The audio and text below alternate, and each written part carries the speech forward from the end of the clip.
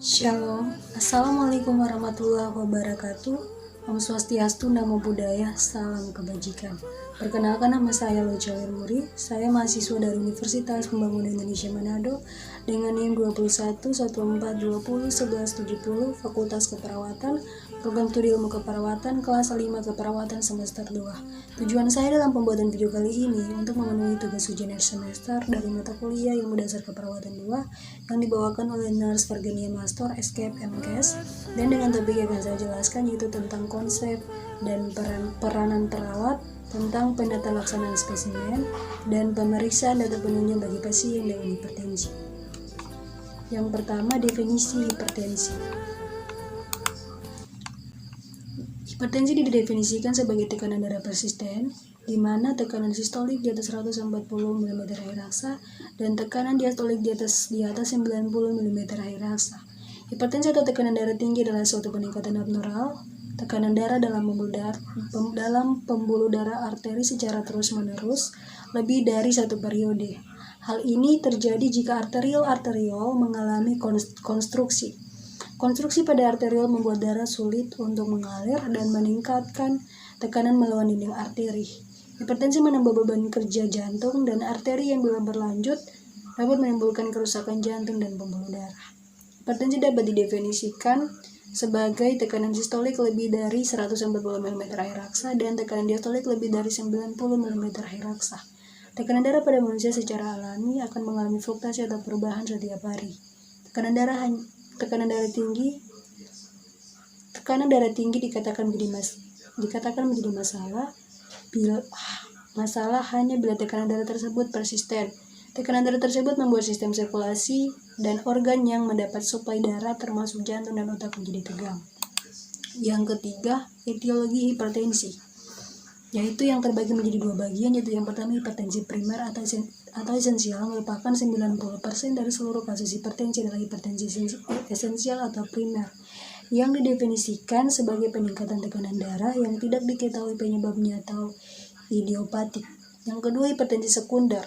Hipertensi jenis ini dapat diketahui penyebabnya. Prevalensi hipertensi sekunder ini kurang dari 10%. Penyebab umum dari hipertensi sekunder adalah karena adanya penyakit lain yang mendasarinya ataupun akibat dari penggunaan obat-obatan tertentu. Faktor pencetus terjadinya hipertensi sekunder yaitu penggunaan kontrasepsi oral, koarskation aorta, neurogenik, misalnya tumor otak, 8 ensefalitas, gangguan psikiatris, kehamilan, peningkatan volume intravaskuler, luka bakar, dan stres. Karena kejadian terbanyak dari penyakit hipertensi merupakan hipertensi primer, maka penata laksanaan dan pengobatan lebih diarahkan ke hipertensi primer atau esensial. Yang ketiga, klasifikasi hipertensi, yaitu yang terbagi menjadi dua bagian, yaitu yang pertama berdasarkan penyebabnya. Hipertensi dibedakan menjadi dua, yaitu yang pertama hipertensi primer atau hipertensi esensial. Hipertensi yang penyebabnya tidak diketahui atau idiopatik, walaupun dikaitkan dengan kombinasi faktor gaya hidup seperti kurang bergerak atau inaktivitas dan pola makan, terjadi pada sekitar 90% penderita hipertensi. Yang kedua, hipertensi sekunder. Hipertensi yang diketahui penyebabnya pada sekitar 5-10% penderita hipertensi, penyebabnya adalah penyakit ginjal. Pada sekitar 1-2%, penyebabnya adalah kelainan hormonal atau pemakaian obat tertentu, misalnya pil KB. Yang kedua, berdasarkan bentuknya meliputi, yaitu yang pertama hipertensi diastolik atau diastolik hipertension. Yang kedua, hipertensi campuran atau sistol dan diastol yang meninggi. Dan yang ketiga, hipertensi sistolik atau isolated systolic hypertension. Yang keempat, faktor risiko hipertensi. Faktor risiko hipertensi terbagi menjadi dua bagian, yaitu yang pertama faktor risiko yang tidak dapat diubah, yaitu meliputi yang pertama ras, yang kedua usia, yang ketiga riwayat keluarga, dan yang keempat jenis kelamin. Yang kedua faktor risiko yang dapat diubah, yaitu yang pertama obesitas atau kegemukan, yang kedua sindrom resistensi insulin atau sindrom metabolik, yang ketiga kurangnya aktivitas fisik, yang keempat merokok, yang kelima sensitivitas natrium, yang keenam kalium rendah, yang ketujuh konsumsi alkohol berlebihan, dan yang kedelapan stres. Yang kelima komplikasi hipertensi. Berikut ini adalah komplikasi dari hipertensi, yaitu yang pertama arteriosklerosis, yang kedua aneurisma atau pembuluh darah yang bengkak, yang ketiga gagal jantung, yang keempat stroke, yang kelima gagal ginjal, yang keenam retinopati, yang ketujuh disfungsi ekskresi, dan yang kedelapan gangguan kognitif. Yang keenam, konsep dan peran perawat tentang penata laksanaan spesimen dan pemeriksaan data penunjang pasien dengan hipertensi, yaitu yang pertama definisi penata laksanaan spesimen. Penata laksanaan spesimen adalah salah satu kontribusi perawat dalam pengkajian status kesehatan, adalah mengambil spesimen dan cairan tubuh untuk pemeriksaan. Tujuan pemeriksaan spesimen adalah menetapkan diagnosa masalah dan menilai respon klien terhadap terapi yang telah dijalani. Yang kedua, peran perawat dalam pemeriksaan spesimen. Peran perawat dalam pemeriksaan spesimen itu yang pertama berikan kenyamanan, privasi, dan keamanan bagi klien. Yang kedua, jelaskan tujuan pengambilan spesimen dan prosedur pengambilan spesimen. Yang ketiga, gunakan prosedur yang benar untuk mendapatkan spesimen, atau pastikan klien atau staf mengikuti prosedur yang benar. Yang keempat, perhatikan informasi yang relevan pada slip permintaan laboratorium, contohnya pengobatan yang sedang digunakan klien yang dapat mempengaruhi hasil pemeriksaan. Yang kelima, bawa spesimen ke laboratorium dengan segera. Yang keenam, melaporkan hasil pemeriksaan laboratorium yang abnormal kepada tenaga kesehatan pada waktunya sesuai dengan tingkat kelaparan hasil abnormal. Yang ketiga, peran perawat dalam pemeriksaan data penunjang, yaitu yang pertama memeriksa permintaan dokter, yang kedua memberi petunjuk sederhana, yang ketiga standar precautions, yang keempat labeling spesimen, yang kelima pengiriman spesimen ke laboratorium atau disimpan, yang keenam dokumentasi, yang keempat penata laksanaan hipertensi. Tujuan penata laksanaan pada klien dengan hipertensi adalah mencegah terjadinya morbiditas dan mortalitas penyerta dengan mencapai dan mempertahankan tekanan darah di bawah 140 atau 90 mm air raksa. Efektivitas setiap program ditentukan oleh derajat hipertensi, komplikasi, biaya perawatan, dan kualitas hidup sehubungan dengan terapi. Penata laksanaan hipertensi terbagi menjadi dua bagian, yaitu yang pertama penata laksanaan non-farmakologis, yang mana menurut Perhimpunan Dokter Spesialis Kardiovaskuler Indonesia pada tahun 2015, menjalani pola hidup yang sehat dapat menurunkan tekanan darah dan sangat bermanfaat dalam menurunkan risiko permasalahan kardiovaskuler lainnya. Pada pasien hipertensi derajat 1 tanpa faktor risiko kardiovaskuler lain, maka strategi mengubah pola hidup sehat merupakan penata laksanaan tahap awal dan harus dilakukan kurang lebih selama 4-6 bulan. Apabila setelah jangka waktu tersebut tidak mengalami penurunan tekanan darah atau didapatkan faktor risiko kardiovaskuler yang lain, maka sangat dianjurkan untuk memulai terapi farmakologi. Adapun pola hidup sehat yang dianjurkan oleh guidelines adalah yaitu yang pertama penurunan berat badan, yang kedua mengurangi asupan garam, yang ketiga olahraga, dan yang keempat mengurangi mengonsumsi alkohol. Yang kedua, penata laksanaan farmakologis, yang mana menurut Arif Mutakin pada tahun 2009, obat-obat antihipertensi dapat dipakai sebagai obat tunggal atau dicampur dengan obat lain. Obat-obatan ini diklasifikasikan menjadi 5 kategori, yaitu yang pertama diuretik, yang kedua simpatolitik, yang ketiga penghambat adrenik alfa, yang keempat penghambat neuron adrenergic, Yang kelima, vasodilator arteriol yang bekerja langsung. Yang keenam, antagonis angiotensin atau AIZ inhibitor.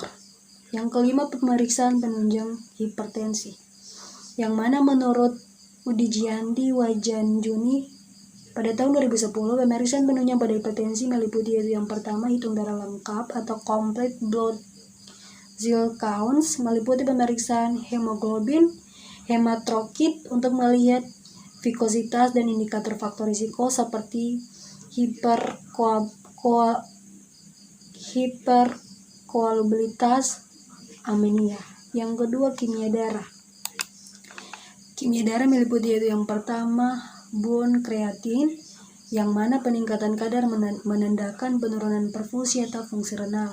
Yang kedua, serum glukosa, yang mana meliputi hiperglisemia atau diabetes mellitus adalah faktor presiptor hipertensi akibat dari peningkatan kadar katekolamin. Yang ketiga, kadar kolesterol atau trigliserida, yaitu peningkatan kadar mengindikasikan predisposisi pembentukan plak ateroma. Yang keempat, kadar serum aldosterone, yaitu menilai adanya aldosterone primer. Yang kelima, studi tiroid atau T3 dan T4, yaitu menilai adanya hipertiroidisme yang berkontribusi terhadap vasokonstriksi dan hipertensi. Yang keenam, asam urat, yaitu hiperosemia merupakan implikasi faktor hipertensi. Yang ketiga, elektrolit, yang meliputi yaitu yang pertama, serum potasium atau kalium, yaitu hipokalemia menandakan adanya aldostenotrisme atau efek samping terapi diuretik. Yang kedua, serum kalsium, yaitu jika terdapat peningkatan akan berkontribusi pada hipertensi. Yang keempat, urin, yaitu meliputi yaitu yang pertama, analisa urin, yaitu adanya protein urin, glukosa dalam urin, mengindikasikan adanya disfungsi renal atau diabetes. Yang kelima, radiologi, meliputi yaitu yang pertama, intravenous atau pielography atau IV, meliputi untuk mengidentifikasi penyebab hipertensi seperti renal parenchymal disease, urolithiasis, benigna proses hiperplasia atau BPH. Yang kedua, röntgen toraks, yang mana untuk menilai adanya klasifikasi obstruktif katuf jantung, deposit kalsium pada aorta dan pembesaran jantung.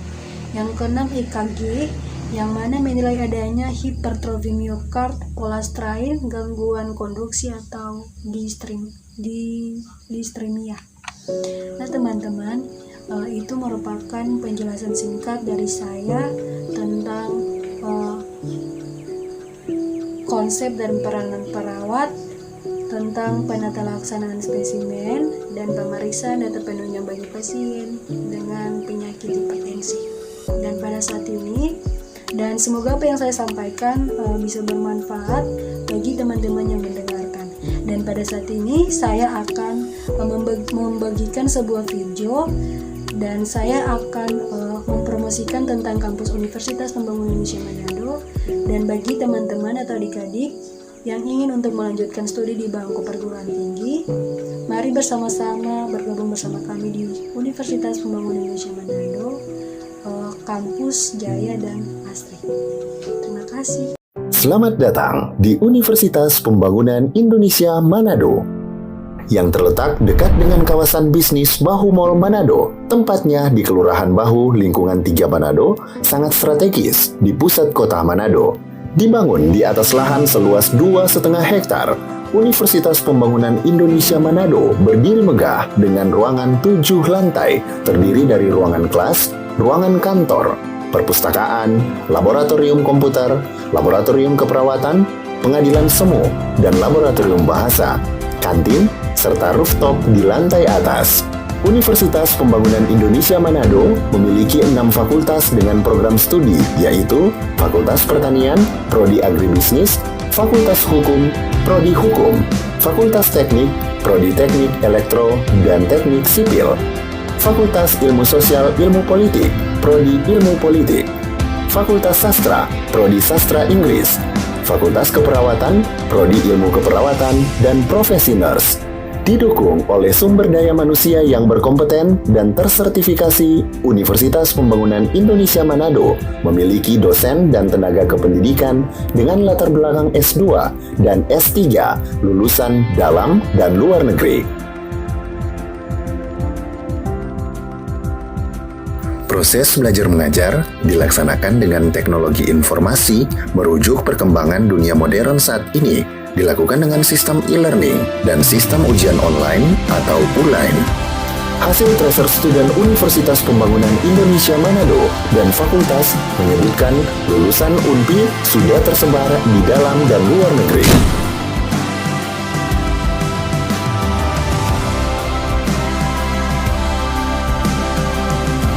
Selamat bergabung putra-putri terbaik bangsa. Kembangkan dirimu, raih cita-citamu setinggi bintang di langit. Kami siap menghasilkan generasi terbaik dan pemimpin di masa depan.